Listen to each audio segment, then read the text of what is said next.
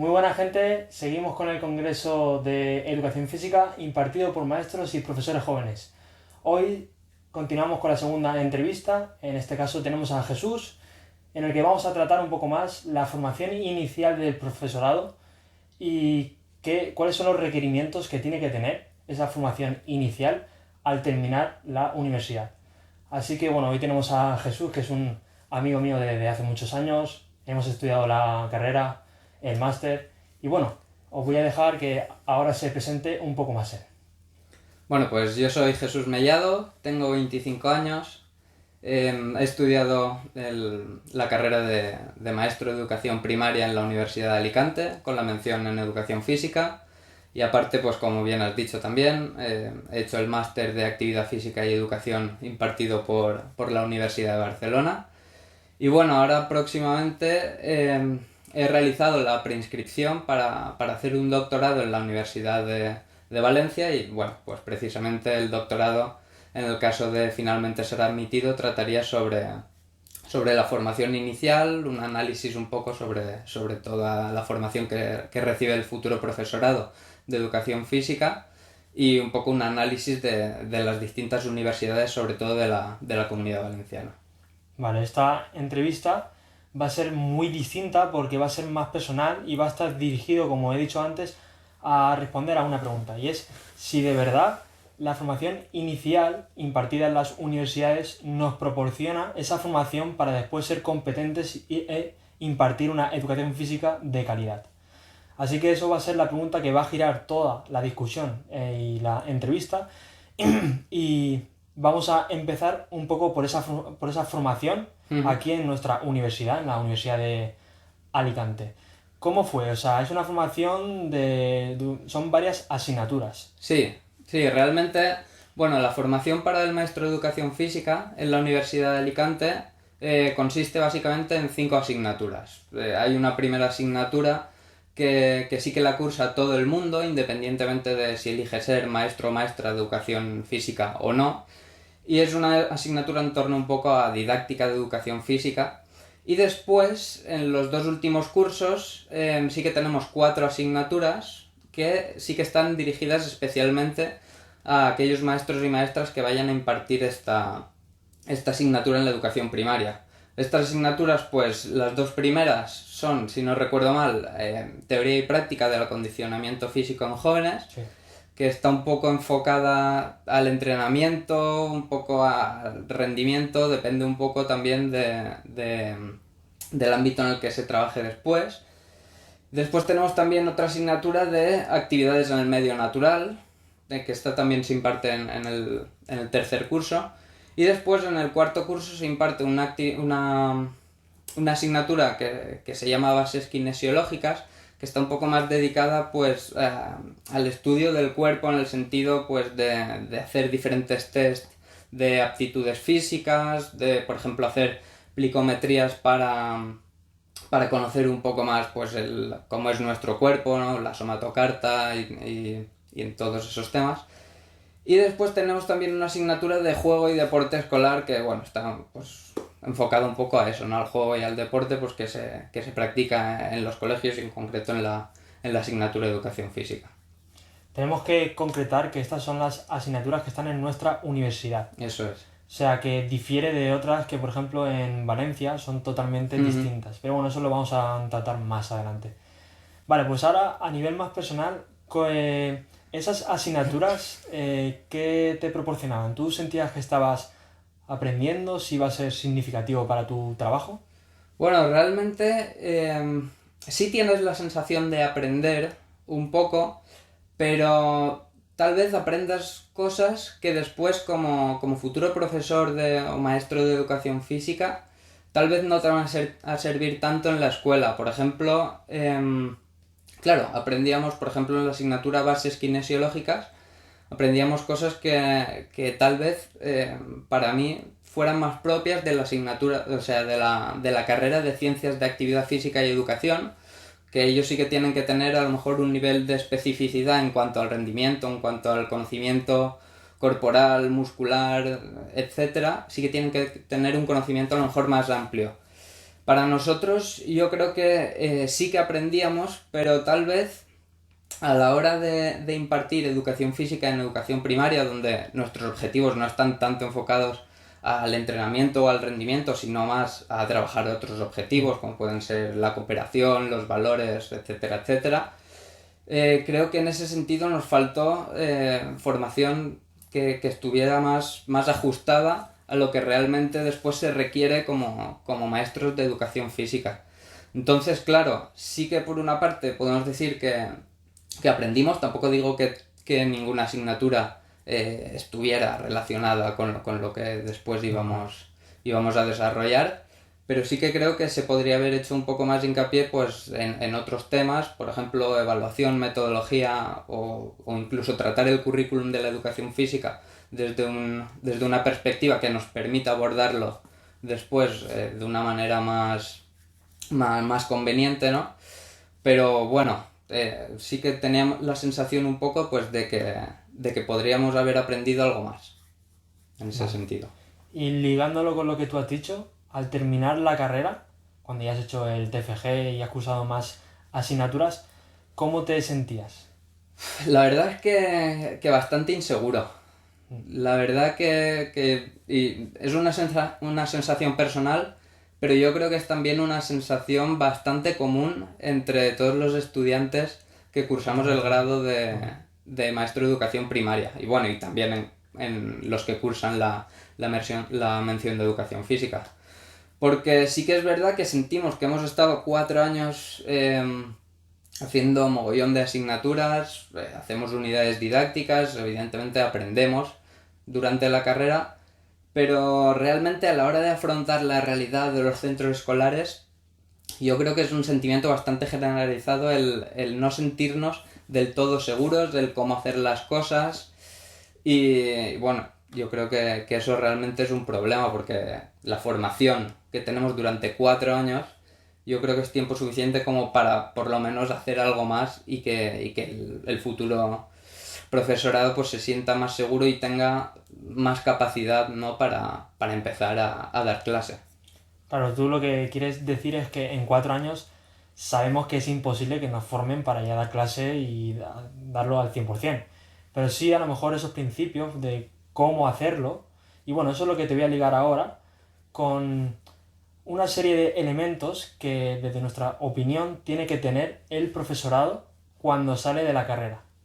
Muy ¿Vale? bien. Van a ser tres elementos. Las competencias, que bueno, las competencias pueden ser muchísimas, pero nosotros pues nos centraremos en las más básicas, que serán Ujú, pues, la competencia oral, saber dialogar, saber comunicarse, la competencia también de trabajar en equipo, todas estas competencias ujú. que luego lo queremos transmitir con el alumnado y muchas veces en la carrera, o en el instituto también incluso, no se nos transmite. Luego seguiremos navegando hasta llegar a hasta las herramientas. En las herramientas, pues, unas herramientas que yo creo que también tienen que ser válidas y que tienen que ser significativas para facilitarnos nuestro camino, como puede Mm. ser, pues, la resiliencia o la autonomía.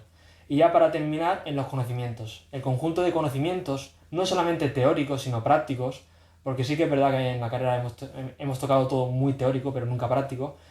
Así que vamos a empezar con las competencias. ¿Qué competencias piensas que debe de tener un profesor o un maestro al terminar la carrera, cuando sale?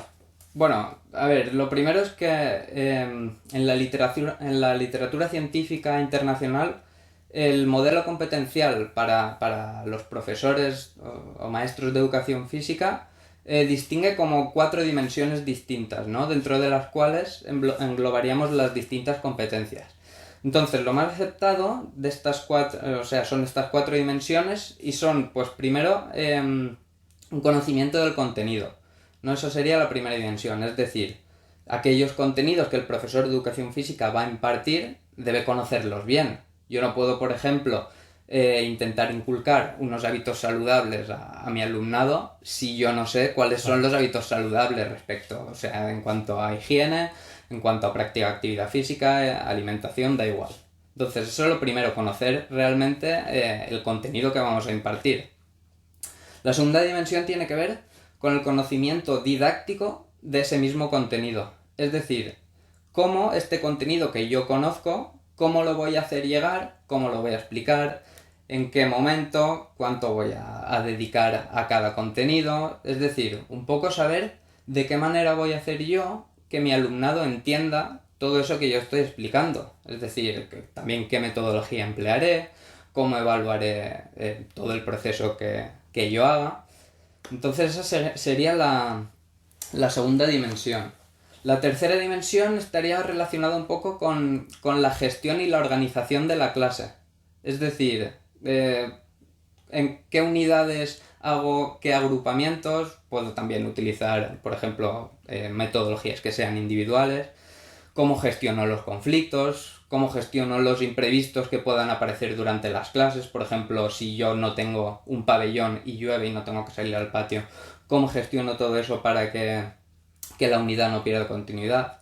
Pues esa sería la tercera dimensión un poco relacionada con todo eso. Bueno, y la cuarta dimensión, que está un poco relacionada con el liderazgo del maestro y también con la relación que tiene con los otros agentes. Es decir, aunque sabemos que realmente a la hora de impartir la clase el maestro o la maestra está solo frente al grupo, sí que sabemos que realmente no es un trabajo individual el trabajo de maestro, sino que tiene bastante importancia la relación que tenemos con nuestro entorno, es decir, con los demás profesores y profesoras, también con el equipo directivo, porque claro, es importante dentro de un mismo centro educativo que se siga una misma línea de trabajo y que todos vayan un poco en la misma dirección, ¿no?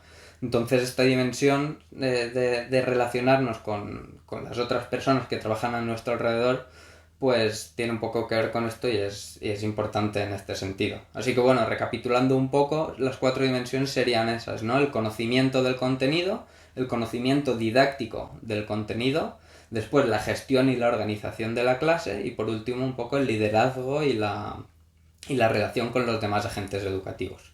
Que podrían ser también, no lo he dicho, pero podrían ser también instituciones exteriores al colegio, las familias también, por supuesto, y demás. Entonces, vinculándolo con las dimensiones, las competencias, ¿qué papel jugarían? Las competencias serían una especificidad más dentro de cada una de estas dimensiones. Es decir, por ejemplo, dentro de la dimensión del conocimiento didáctico del contenido, pues por ejemplo una competencia podría ser saber ajustar la metodología que vamos a utilizar al contenido que tenemos que impartir. Diversos contenidos tienen diferentes formas que pueden ser impartidos, pero tal vez haya contenidos que sea mejor dar de una manera concreta que de otra. Por ejemplo, no sé, se me ocurre que, por ejemplo, un contenido que tenga que ver, pues no sé, con, por ejemplo, el autoconocimiento de las personas, puede ser que tengamos que utilizar una metodología de autoaprendizaje, ¿no? En la que cada uno conozca su cuerpo, explore sus límites y sepa hasta dónde puede llegar y hasta dónde no, y planificar un poco cómo piensa explorar todos esos límites, todas esas posibilidades que tiene, por ponerte un ejemplo. Entonces las competencias serían dentro de cada dimensión amplia, pues se podrían establecer unas competencias más concretas que pudieran pues abarcar todos estos temas que hemos tratado y que permitieran al final, que es de lo que se trata, pues impartir una educación física de calidad. Vale, y ahora que también has estado comentando lo de los conocimientos, ahí también se tienen en cuenta los teóricos, pero los prácticos también están ahí en cuenta o no. Claro, realmente a la hora de definir, por ejemplo, una competencia, estaríamos hablando de los saberes que tiene una persona, saber aplicarlos en situaciones concretas, en situaciones reales. Entonces, claro, los conocimientos que tenemos, el saber sobre el propio contenido, no sirve de nada si después no lo sabemos explicar, ¿no? Entonces, claro, estos contenidos en ese sentido tienen que ser teóricos, los tenemos que conocer, pero también prácticos. Es decir, también tenemos que enseñar a nuestro alumnado a cómo proceder, porque por ejemplo, si estamos utilizando unas metodologías que son metodologías activas, que es como deberíamos impartir las clases, según la literatura, eso está muy demostrado, que con metodologías activas se aprende bastante más. Es un aprendizaje más eficiente el que recibe el alumnado. Pues utilizando ese tipo de metodologías deberíamos poder llegar a que el alumnado construya su propio aprendizaje y a partir de ahí que sea consciente de todo el proceso, es decir, que no sea solo un conocimiento teórico, sino práctico y que ellos sean conscientes del proceso que realizan para aprender, por ejemplo, pues no sé, algo que tenga que ver con los saltos, por ejemplo. O sea, entonces tú planteas partir del saber al saber hacer, ¿no? Ese paradigma nuevo que muchas veces en las universidades no nos promulgan. Y ya para terminar, las herramientas que te he estado comentando, porque yo creo que también son muy necesarias. Una vez que tú sales de la universidad ya estás solo, frente a unas oposiciones, una clase, cualquier cosa. Entonces, ¿qué herramientas piensas que son útiles y necesarias? Bueno, a ver, yo creo que una vez acabamos el proceso de formación inicial, es muy muy importante la predisposición. O sea, se tiene que tener una motivación hacia nuestra profesión que tiene que ser muy alta. ¿Por qué? Porque, bueno, en primer lugar, tenemos que tener en cuenta que la formación inicial, aunque se mejore, nunca va a ser del todo suficiente. Y que en educación, como en otras ciencias, siempre todo va evolucionando. Entonces, un maestro nunca puede acabar de aprender, Claro. porque siempre es un proceso continuo durante toda la vida, hasta la jubilación, que un maestro tiene que estar aprendiendo. Claro, eso realmente requiere de unas ganas y de una motivación por parte del profesorado que si no se cumplen, pues podemos caer después de ciertos años de profesión en la dejadez un poco y en continuar haciendo lo mismo de siempre. Entonces yo creo que esa motivación y esa predisposición sería un poco una de las claves. Otra tal vez sería también la iniciativa, ¿no? Un poco por hacer cosas nuevas, buscar nuevas maneras de impartir las clases, nuevas maneras de formarnos, asistir a congresos, asistir a cursos, charlas con otros profesores, etcétera, etcétera, todo para seguir formándonos, ¿no? Entonces yo creo que esas dos serían un poco las claves para, una vez acabado el proceso de formación inicial, pues continuar con la formación, porque al final la formación para un profesor no se debe acabar nunca, realmente. ¿Y piensas que esas 4 dimensiones que has comentado, más estos 3 elementos, se desarrollan en la formación inicial? Yo creo que es complicado. Es complicado. Sobre todo el tema de... Por ejemplo, dentro de las 4 dimensiones que he comentado, yo creo que para mí, por lo que yo he visto, sobre todo en la Universidad de Alicante, que es donde he estudiado, lo que más se trata es tal vez el conocimiento del contenido. Sí. Es decir, yo creo que sí que pues, se nos habla mucho de las habilidades motrices, de las capacidades físicas, todo un poco, pero muy dirigido solamente al contenido. Yo creo que de las otras 3 dimensiones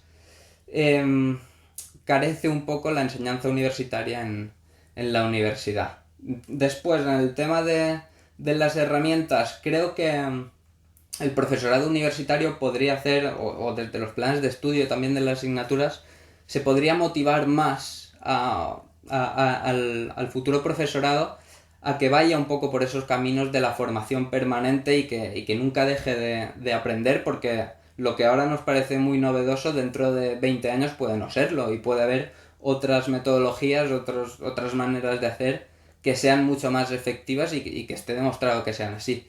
Entonces yo creo que desde la universidad se deja un poco que sean los futuros profesores los que se preocupen por eso. Y no se motiva al alumnado a que siga aprendiendo una vez acabe la universidad. Y entonces eso yo creo que es un poco un problema, junto con lo de las dimensiones que he comentado.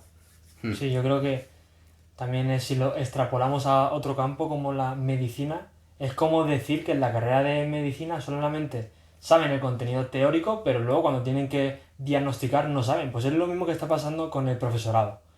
Sabemos mucho contenido teórico, pero luego no sabemos aplicarlo.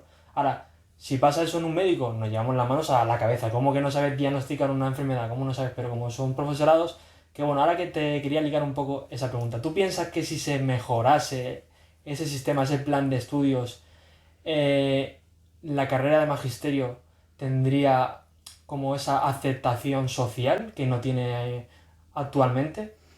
Pues posiblemente tal vez no llegaría a la aceptación social que puede tener, por ejemplo, una carrera como medicina, pero porque, bueno, aquí en España parece un poco como que todo aquello que tiene la nota más alta es lo que más prestigio tiene, ¿no?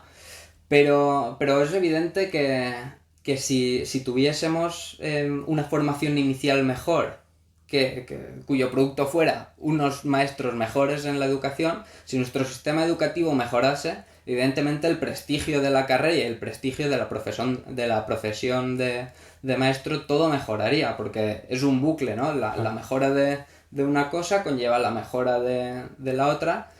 Y todo eso, pues socialmente yo creo que sí que tiene repercusión. Entonces, claro, para cambiar la educación, porque al final creo que en España en general, y no hablo solo de educación física, sino el sistema educativo en general, tiene bastante margen de mejora, tenemos que avanzar en nuevas líneas pedagógicas. Entonces, yo creo que si primero invertimos en mejorar el futuro profesorado, cuando llegue al futuro profesorado serán los que sean el motor de ese cambio en el sistema. Entonces, por eso creo que es tan importante la formación inicial, porque hay que cambiar las conciencias y cambiar también las maneras de hacer de cómo procedemos en la escuela. Muy bien, la verdad es que sí. Lo que pasa es que eso es otro tema distinto. Eso daría para otra entrevista para entera. otra entrevista. Vamos a responder a la pregunta que te he hecho al principio de la entrevista. Y decía así: ¿la formación inicial en las universidades permite impartir una educación física de calidad?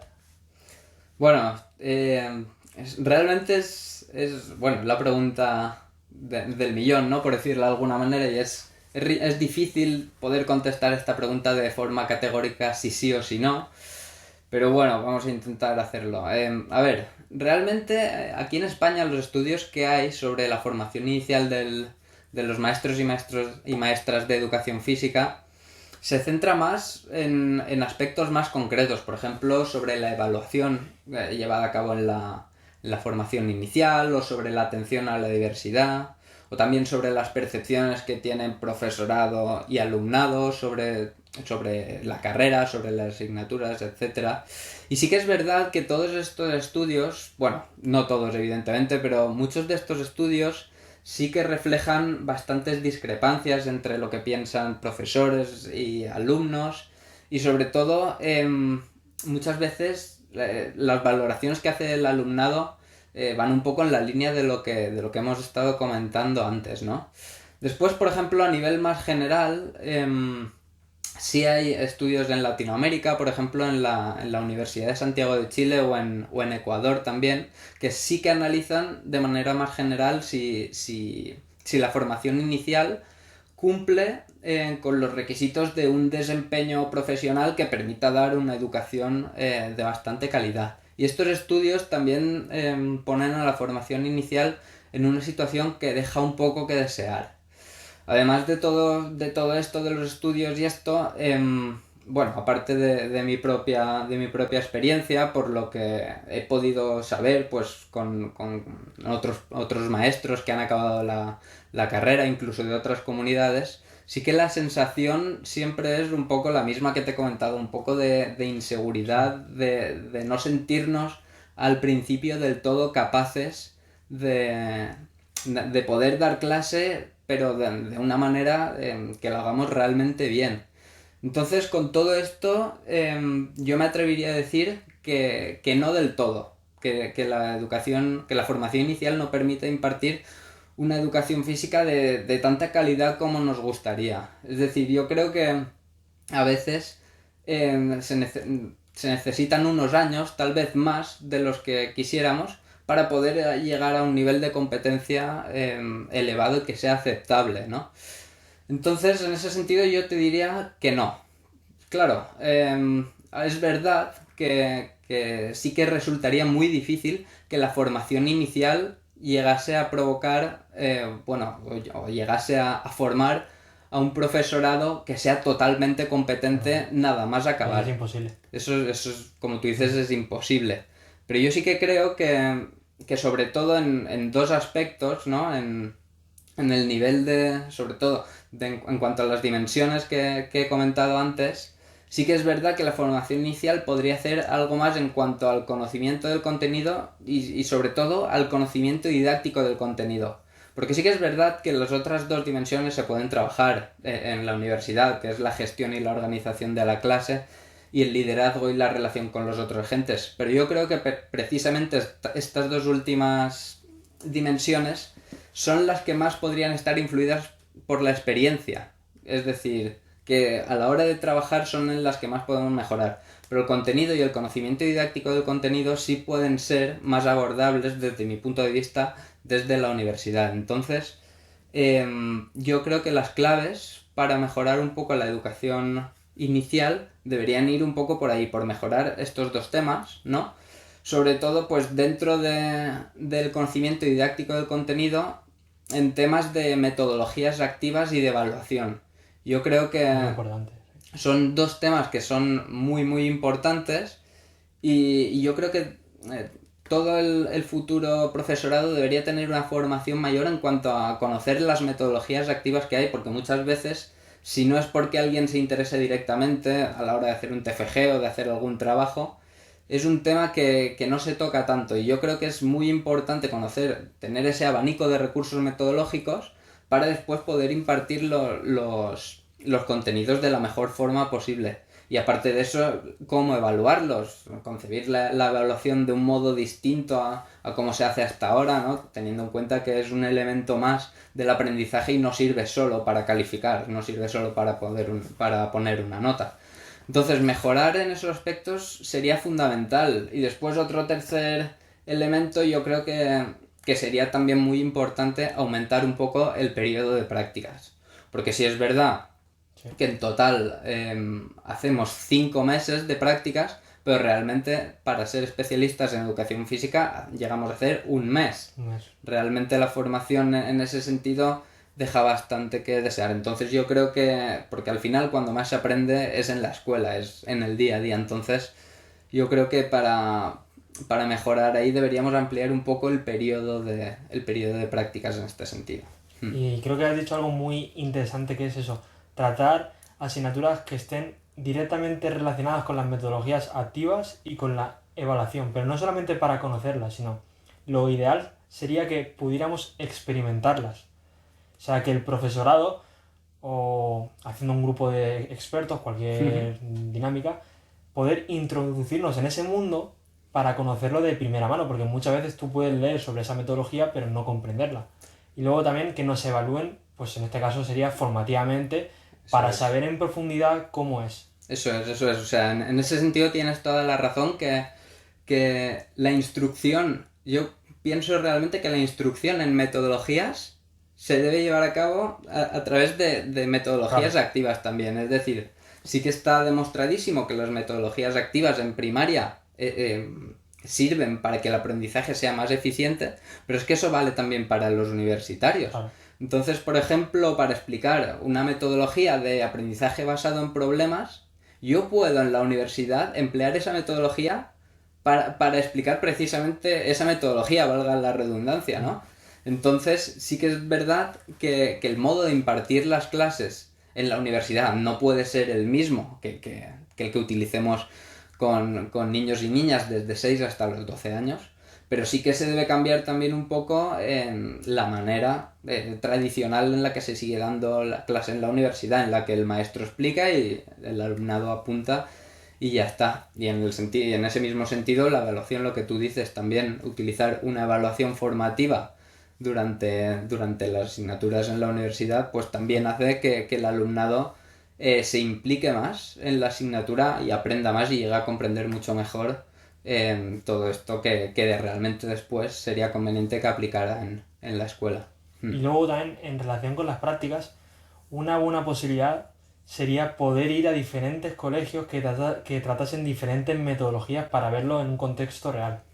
Eso es, porque normalmente, bueno, sí se puede a lo mejor cambiar de un año para otro, pero normalmente no es una práctica que se suele hacer porque realmente tampoco son solo 2 periodos de prácticas, aunque bueno, el tercero, el que está dedicado a la especialidad, es prácticamente casi inmediatamente después del segundo periodo de prácticas. Entonces yo creo que si se ampliara más el periodo, el tiempo que tenemos para hacer prácticas, sí que habría más facilidad a lo mejor para poder ver distintas cosas, porque por ejemplo, en educación física, aunque tenemos 3 periodos de prácticas, de educación física, si solo tenemos un mes y es todo seguido, no tenemos la posibilidad de cambiar y ver distintas cosas. En cambio, si tuviéramos distintos periodos y eso nos permitiera pues tener más tiempo en los propios colegios, pues eso sí que permitiría tal vez que pudiéramos cambiar y ver distintas cosas dentro de esta materia. Vale, pues ya que hemos respondido esa pregunta, para no dejar al espectador ese sabor un poco agridulce y pesimista, ¿qué consejos das a los chavales que salen pues de la carrera y que están un poco perdidos como nosotros estuvimos y que muchos de nosotros seguimos estando? Bueno, pues a ver, yo creo que como he dicho antes, es muy importante, una vez acabamos la carrera, la predisposición y la motivación que tengamos por seguir aprendiendo, ¿no? Entonces, yo aconsejaría pues que después de la carrera, sobre todo ante este sentimiento de inseguridad o de incapacidad para poder dar una clase, una sesión de calidad, seguir formándonos. Y es que tenemos 1000 opciones para seguir formándonos, porque podemos hacer máster, podemos realizar cursos del CEFIRE, que es un centro que sirve para impartir cursos para el profesorado. Después tenemos la opción, después de hacer un máster, por ejemplo, tenemos la opción de hacer un doctorado, de especializarnos muy a fondo en temas concretos. Y después, por ejemplo, iniciativas como la tuya, por ejemplo, de crear proyectos, tener predisposición para crear nuevas cosas, compartir con la gente, con los demás profesionales todas las propuestas. Y no sé, seguro que me dejo muchísimas posibilidades de formación, pero es un poco el tener claro que la profesión de maestro es una profesión fundamental porque estamos educando a la sociedad del mañana. Y vinculándolo con lo que tú has comentado de las redes sociales, con el tema de YouTube y todo esto, totalmente cierto. Yo pienso que las redes sociales tienen un gran potencial para cualquier persona que tiene conexión a Internet. En YouTube, en Instagram, en Facebook, puedes encontrar contenido totalmente gratis y súper práctico de profesores que comparten altruistamente. Así que ahí vemos esa doble visión de utilizar no solamente las redes sociales como para divertirnos, sino para formarnos también. Sí, sí, totalmente de acuerdo. Es una herramienta que la tenemos que la tenemos ahí y la tenemos que aprovechar porque es que la tenemos todos al alcance de la mano y todos la utilizamos muchísimo y qué mejor manera que además de para subir fotos que no tengan nada que ver, claro, y para ver otras cosas, pues que aprovechar también y poder formarnos al mismo tiempo. Bueno, y antes de terminar la entrevista sí que quisiera aclarar un poco lo que he dicho sobre la formación inicial y quería que se entendiese un poco como una crítica constructiva. Es decir, yo valoro mucho todo el trabajo que hacen todos los profesionales en la universidad, y en cuanto a profesores, personal de administración, etcétera, pero y por ese motivo me gustaría que se entendiese esto como una crítica constructiva para mejorar, porque creo que tenemos margen de mejora en la formación inicial. No me gustaría que se entendiese como una crítica feroz en ese sentido, ¿no? Claro, y simplemente aclarar eso. Yo creo que la sensación es esa, solamente una crítica constructiva. Y para reflexionar y un poco y concienciar, más que nada, Eso pues es. al igual que hacemos una evaluación de los niños y que ellos nos evalúan en nuestras clases, creo que también es muy recomendable que los alumnos de las universidades evalúen a la universidad en su conjunto, y es algo que hemos intentado hacer Eso en es. este vídeo. Y bueno, Eso nada, es. Jesús, ha sido un placer. Yo creo que ha sido un vídeo súper interesante, más personal, pero yo creo que ha sido muy bueno. Muchísimas gracias. Pues nada, muchas gracias a ti por contar conmigo. Gracias.